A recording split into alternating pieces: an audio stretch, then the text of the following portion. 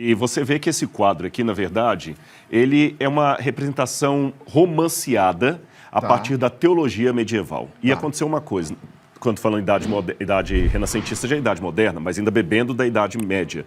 Eles não tinham muito contato com as terras bíblicas, a arqueologia não existia como ciência nessa época.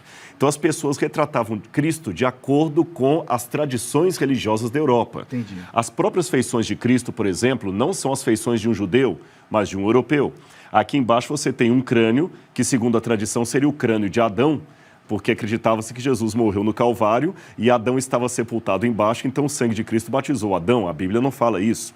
Então aqui você tem uma visão romanceada. E vários quadros como este sempre trazem um Jesus mais criado pela piedade popular. Quando a arqueologia surgiu, ela começou a mostrar o Jesus de raízes realmente do Oriente Médio, com uma atenuante, um Jesus realmente judeu. Porque nessa época, bem antes de Adolf Hitler, já havia uma grande propaganda antissemita em toda a Europa. Ser cristão era não ser judeu.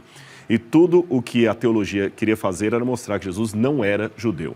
Nós temos um trabalho muito importante na Igreja Católica, a partir dos anos 1920, com Lagrange, quando a École Biblique de Jerusalém começou os achados arqueológicos lá, e o padre Lagrange foi um dos que começou a trazer essa volta de Jesus judeu, Jesus da terra, e revolucionou muita coisa. Depois nós tivemos Hugo Porto, Schindler e outros teólogos católicos que vieram depois, até o Concílio Vaticano II tentou reaver esta imagem de um Cristo mais judeu. Até Maria, como é retratada em muitos quadros, talvez eu vou chocar alguns católicos que nos ouvem, mas aquela Maria que é retratada loirinha, de seda, é uma visão de Maria europeia, porque a Maria, de verdade, era uma Maria judia, com a pele queimada pelo sol, não com aquela roupa de cetim. Então isso aqui é apenas uma forma romântica, como foi retratado na Europa. Aliás, já que a gente falou dos pregos dos pés, aqui também não era nas mãos, não é, Rodrigo? No passado, pensaram que não poderia ser nas mãos, porque acreditava-se que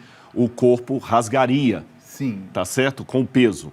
Só que isso também foi um outro mito que criaram, porque olhando esteticamente parece que não. Porém, foram feitos alguns testes, inclusive com cadáveres, e percebeu-se que o corpo não rasgaria como se pensava. Então, foi na mão mesmo? Provavelmente, pode ter sido ou aqui, ou na mão, porque nós temos uma abertura aqui, né? Aquele médico que esteve aqui, o Dr. Lee, explicaria muito melhor do que eu isso aqui.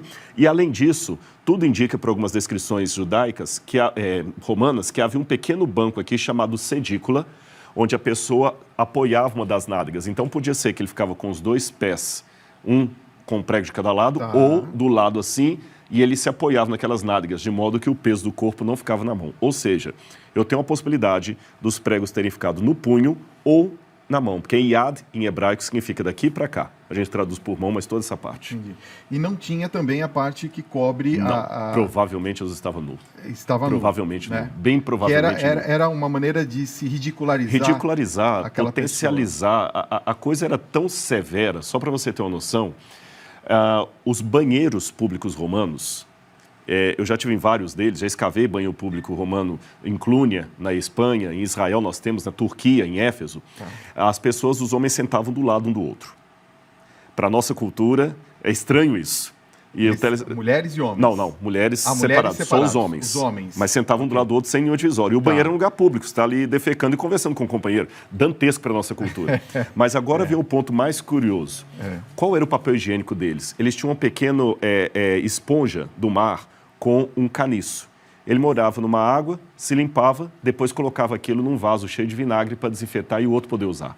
Olha só. O Evangelho de João diz que quando Jesus estava na cruz, ele falou, tenho sede.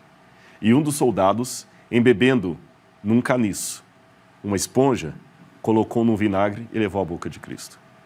Quer dizer, a representação era exatamente dessa. Exatamente. Ainda que aquele soldado tivesse movido de alguma compaixão pelo Filho de Deus, ele colocou na boca de Cristo, traduzindo em linguagem moderna, um papel higiênico tirado da latrina. Meu Deus. Então você vê a humilhação que foi a cruz. Você vê o nível, né? Ele está contando isso para vocês prestarem atenção no nível da humilhação, né? Exatamente.